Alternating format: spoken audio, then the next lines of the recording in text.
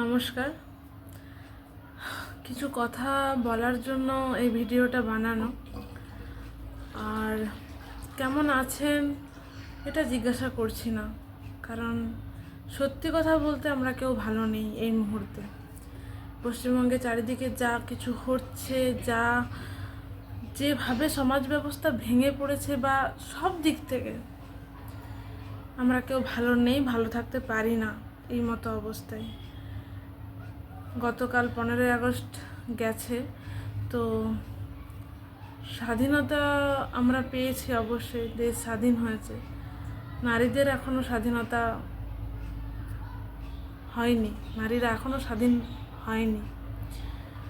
তো পুরনো কিছু কথা আর বলবো না, কারণ এখন সোশ্যাল মিডিয়া, নিউজ পোর্টাল, খবরের কাগজ, প্রত্যেকটা জায়গাতেই আমরা সবাই জানি আরজি করের ঘটনা নিয়েই এখন সবাই সরব। তার জন্য প্রতিবাদের ঝড়, লেখালেখি সব কিছুই হচ্ছে। তো আমি যেটা বলতে চাই বা বলার জন্য আসলাম, এই মুহূর্তে আমি একটা অডিও ভয়েস, যেটা কিছু নিউজ চ্যানেলে ভীষণভাবে ভাইরাল, একজন মহিলা ডক্টরের কণ্ঠস্বরে সেই কথা।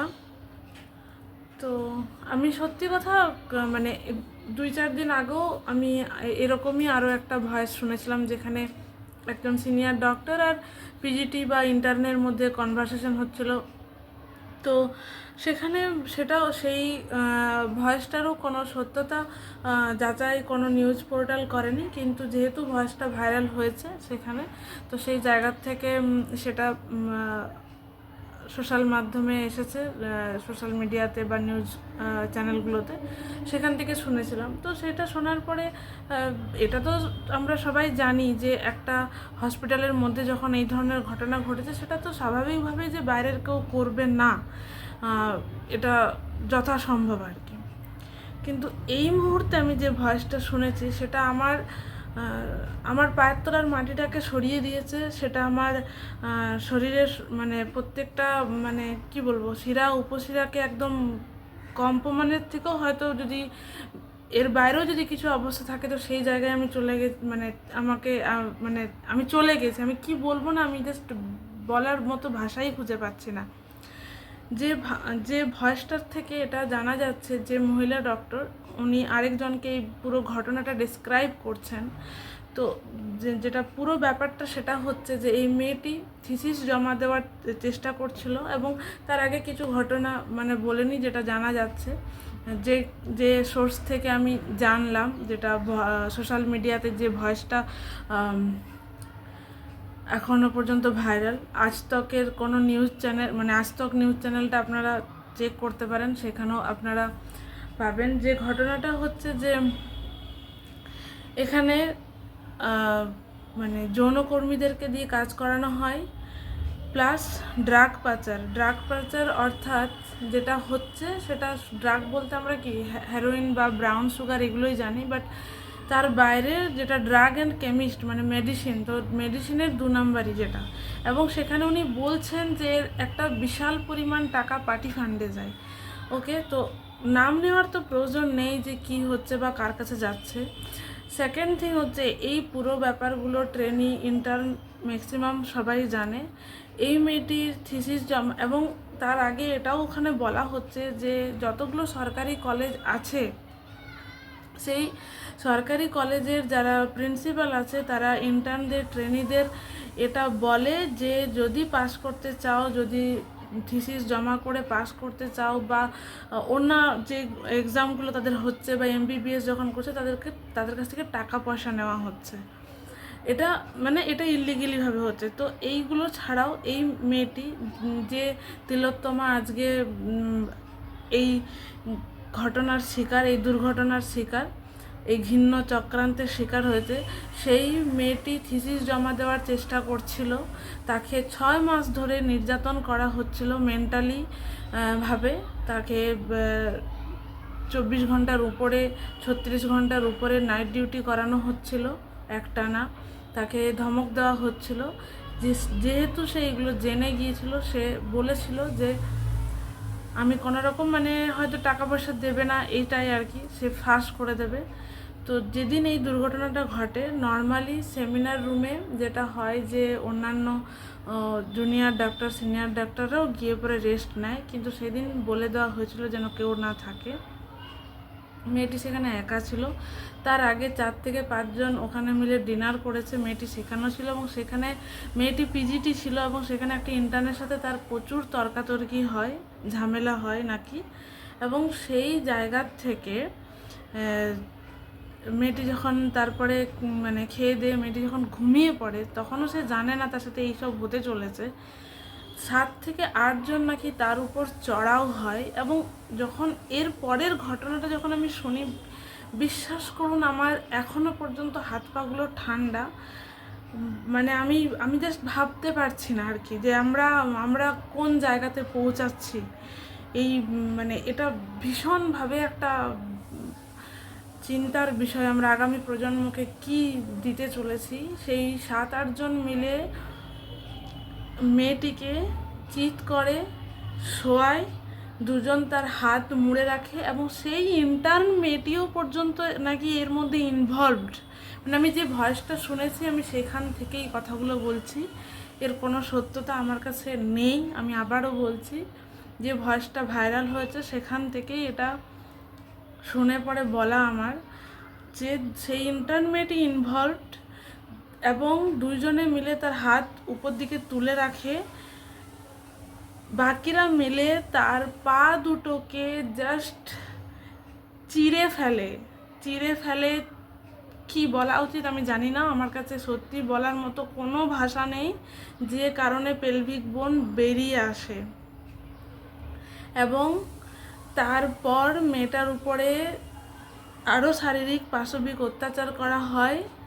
মেয়েটাকে তারপর উপর করানো হয়, মেয়েটির উপরে বুট জুতো পরে হাঁটা হয় মেয়েটির পিঠের উপরে।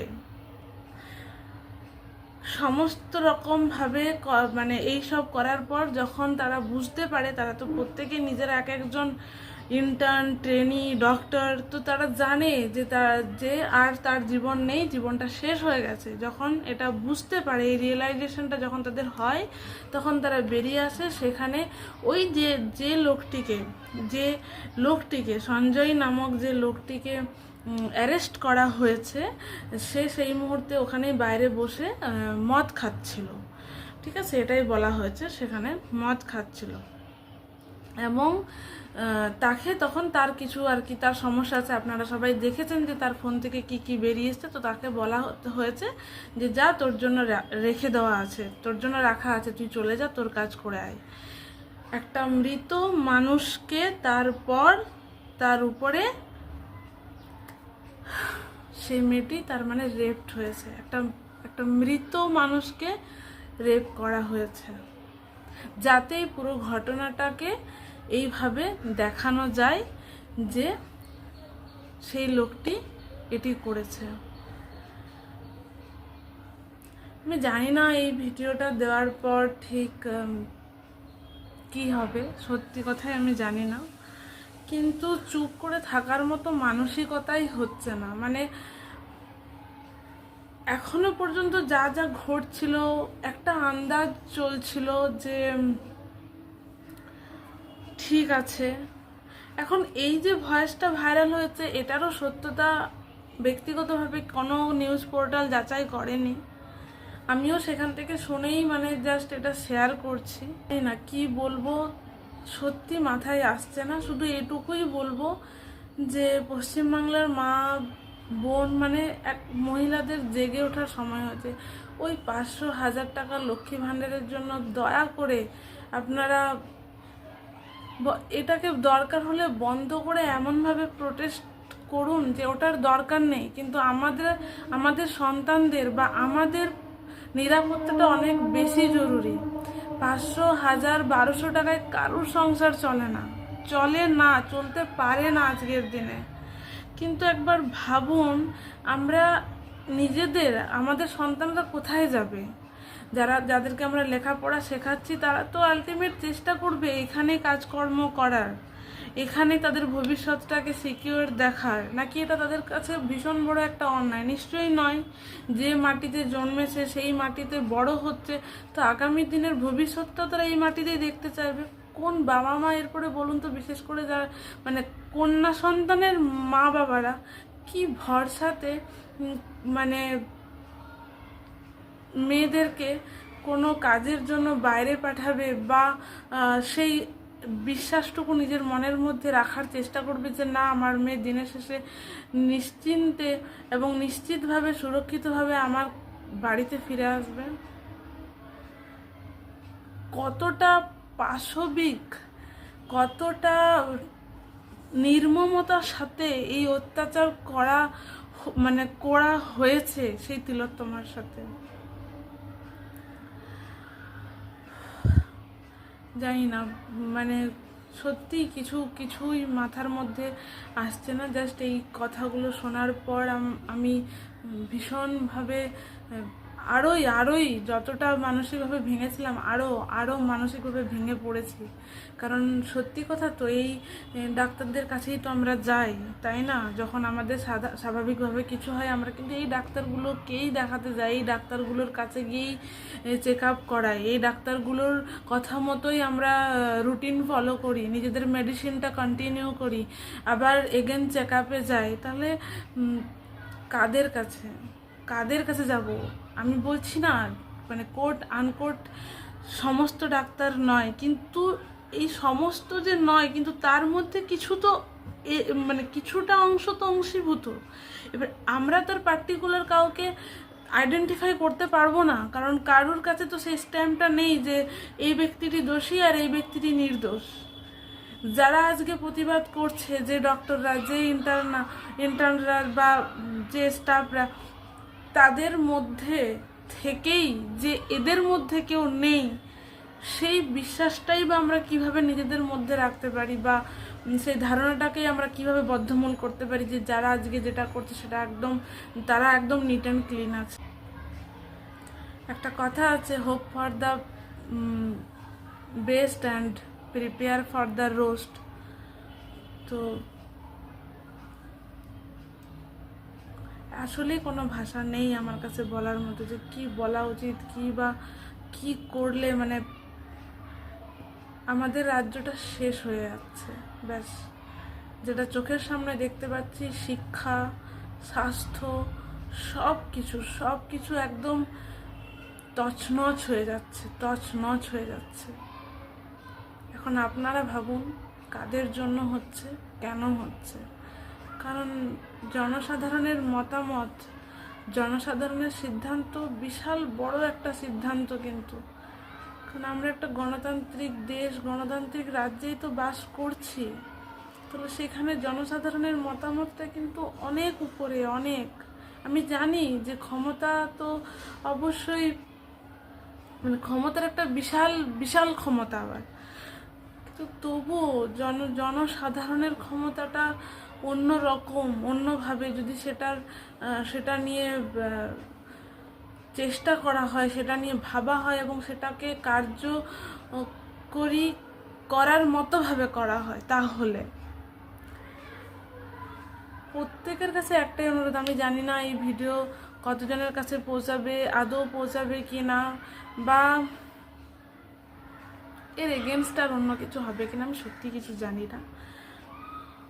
আমি ঠিক করছি, ভুল করছি, ভিডিও বানিয়ে সেটাও আমি জানি না। কিন্তু আগেই বললাম, আমি সত্যতা যাচাই করিনি, কিন্তু যদি তার 1%ও সত্য হয়ে থাকে তাহলে, আর যদি নাও হয়ে থাকে, তবুও যে ঘটনা ঘটেছে, সবার কাছে একটাই আবেদন, একটাই অনুরোধ, আর ভাতাতে নয়, প্লিজ, আর ভাতাতে নয়। এরপর নিজেদের সিদ্ধান্ত নেন। আমরা মেয়েরা নিশ্চয়ই এতটাও অপারক নই যে কেবলমাত্র ওই কিছু ভাতার উপরে নির্ভর করে নিজেদের ডিগনিটিকে একদম বিসর্জন দিয়ে দিতে হবে। আগেও তো ভাতা ছিল না, তখনকার দিনে কি মানুষের জীবন ধারণ হতো না? নাকি তখন মেয়েরা, বউরা, মায়েরা বেঁচে ছিল না? নাকি তখন তাদের সমস্যা ছিল না? নাকি তার সমাধান হচ্ছিল না?